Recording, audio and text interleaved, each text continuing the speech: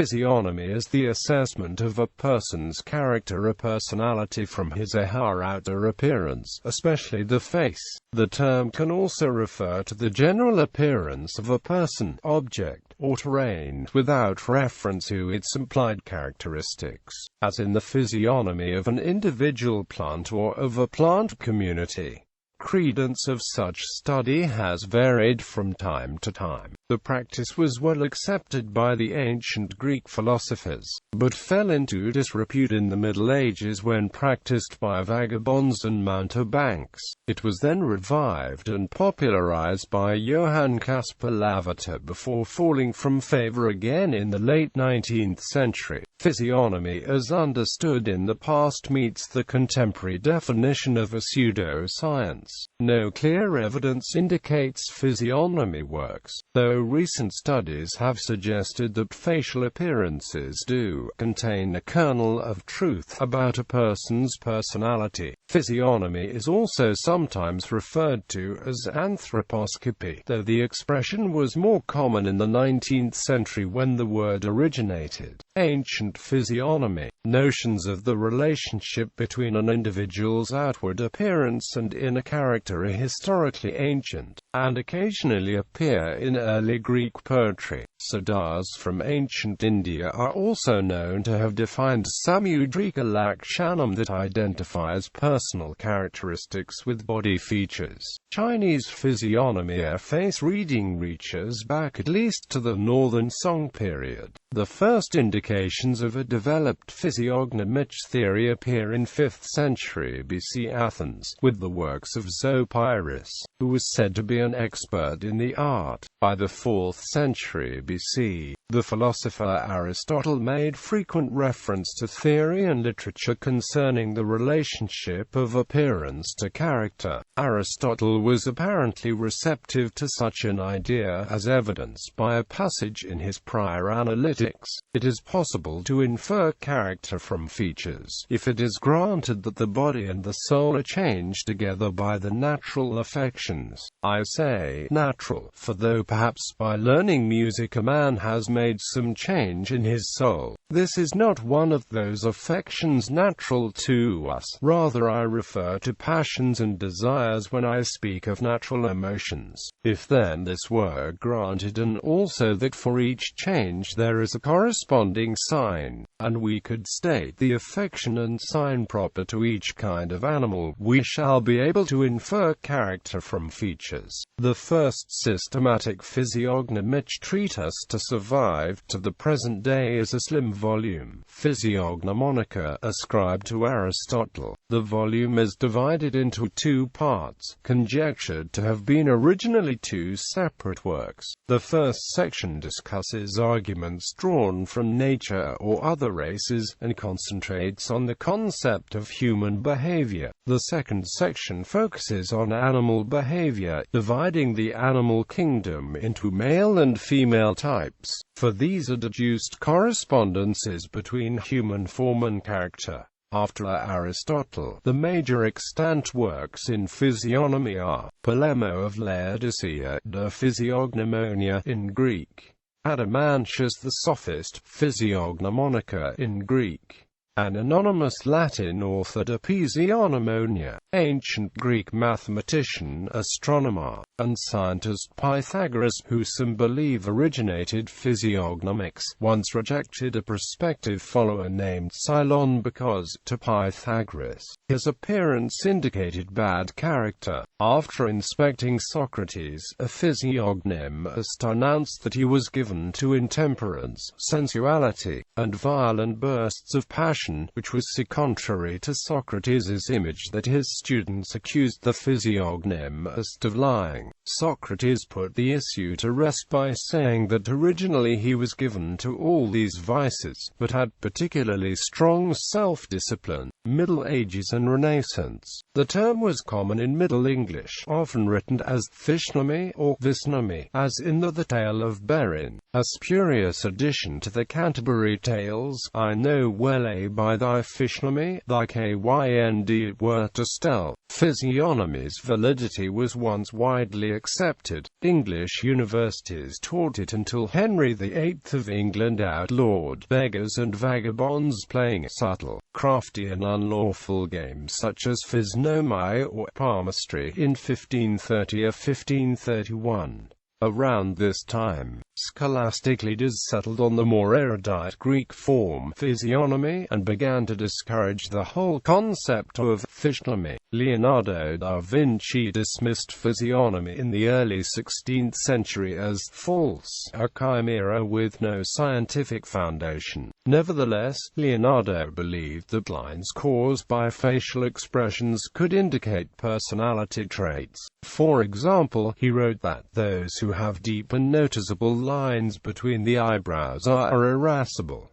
Modern physiognomy. The principal promoter of physiognomy in modern times was the Swiss pastor Johann Caspar Lavater, who was briefly a friend of Goethe. Lavater's essays on physiognomy were first published in German in 1772 and gained great popularity. These influential essays were translated into French and English. Brown and physiognomy. The principal sources from where Lavater found confirmation of his ideas were from the English physician-philosopher Sir Thomas Browne, and the Italian Giambattista della Porta. Browne in his Religio Medici discusses the possibility of the discernment of inner qualities from the outer appearance of the face. Thus, there is surely a physiognomy, which those experienced and master mendicants observe. For there are mystically in our faces certain characters that carry in them the motto of our souls, wherein he that cannot read A, B, C may read our natures. R.M. Late in his life, Browne affirmed his physiognomical beliefs, stating in Christian Morals, "Since the brow speaks often true, since eyes and noses have tongues, and the countenance proclaims the heart and inclinations, let observation so far instruct thee in physiognomical lines." We often observe that men do most act those creatures, whose constitution, parts, and complexion do most predominate in the mixtures. This is a cornerstone in physiognomy. There are therefore provincial faces, national lips and noses, which testify not only the natures of those countries, but of those which have them elsewhere. Sir Thomas Browne is also credited with the first usage of the word caricature in the English language, whence much of the physiognomy movement's pseudo-learning attempted to entrench itself by illustrative means. Della Porta's works are well represented in the library of Sir Thomas Browne, including of Celestial Physiognomy, in which Porta argued that it was not the stars but a person's temperament that influences the facial appearance and character. In De Humana Physiognomia, Porta used woodcuts of animals to illustrate human characteristics. Both Della Porta and Browne adhered to the doctrine of signatures, that is, the belief that the physical structures of nature such as a plant's roots, stem, and flower were indicative cues to the medicinal potentials. Lavater's critics. Lavater received mixed reactions from scientists, with some accepting his research and others criticizing it. For example, the harshest critic was scientist Georg Christoph Lichtenberg, who said pathognomy, discovering the character by observing the behavior, was more effective. Writer Hannah More complained to Horace Walpole, "In vain do we boast that philosophy had broken down all the strongholds of prejudice, ignorance, and superstition, and yet, at this very time Lavater's physiognomy books sell at 15 guineas a set."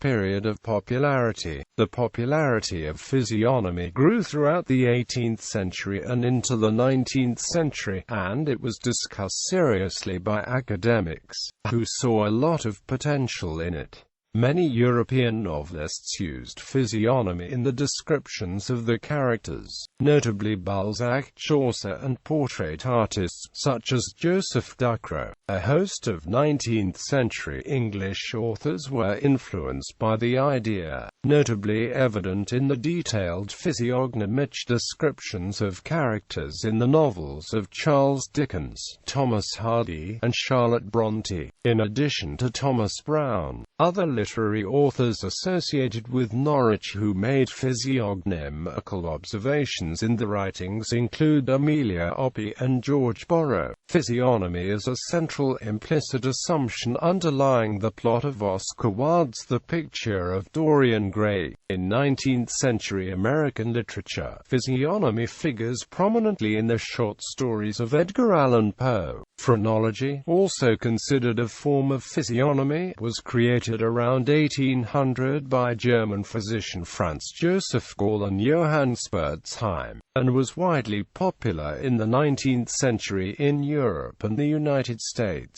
In the U.S., physician James W. Redfield published his comparative physiognomy in 1852, illustrating with 330 engravings the resemblances between men and animals. He finds these in appearance and character, e.g., Germans to lions, Negroes to elephants and fishes, Chinamen to hogs, Yankees to bears, Jews to goats.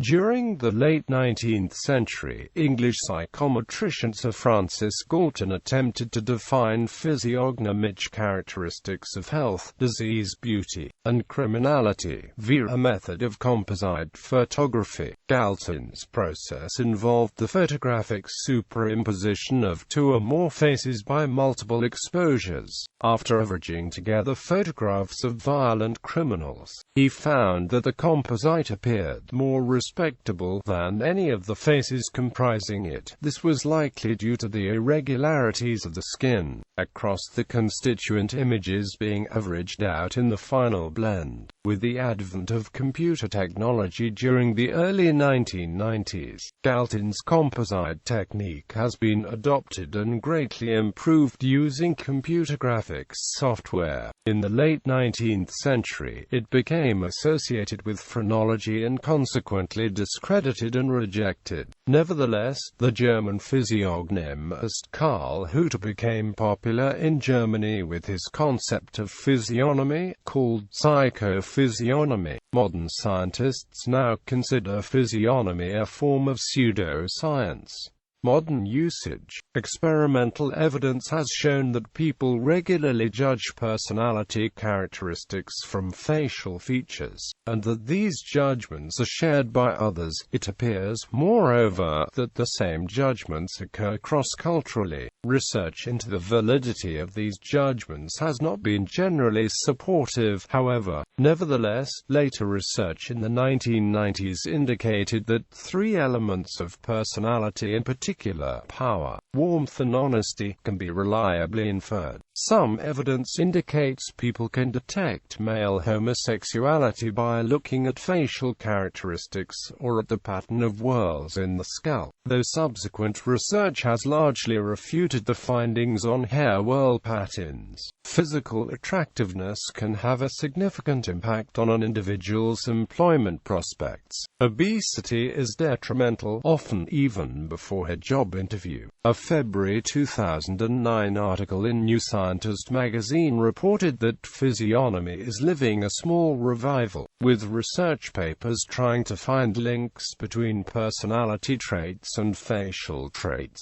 A study of 90 ice hockey players found that a wider face in which the cheekbone-to-cheekbone distance was unusually large relative to the distance between brow and upper lip was linked in a statistically significant way with the number of penalty minutes a player was given for violent acts, including slashing, elbowing, checking from behind and fighting. Alternative theories have also been proposed. For example, the human brain tends to extrapolate emotions from facial expressions, and physiognomy, with its assumption of permanent characteristics, would only be an overgeneralization of this skill. Also, if one classifies a person as untrustworthy due to facial features, and treats them as such, that person eventually behaves in an untrustworthy way toward the person person holding this belief. A physiognomist named Yoshito Mizuno was employed from 1936 to 1945 by the Imperial Japanese Naval Aeronautics Department, examining candidates for the Naval Air Corps. After, to the surprise, Admiral Yamamoto's staff discovered that he could predict with over 80% accuracy the qualifications of candidates to become successful pilots. In 2011, the South Korean news agency Yonhap published a physiognomical analysis of the current leader of North Korea, Kim Jong-un. From physiognomy is derived the British English slang noun physog, meaning face. Related disciplines: anthropological criminology, anthropometry, characterology, metaposcopy, morphopsychology, palmistry, pathonomy, phrenology, somatotype and constitutional psychology.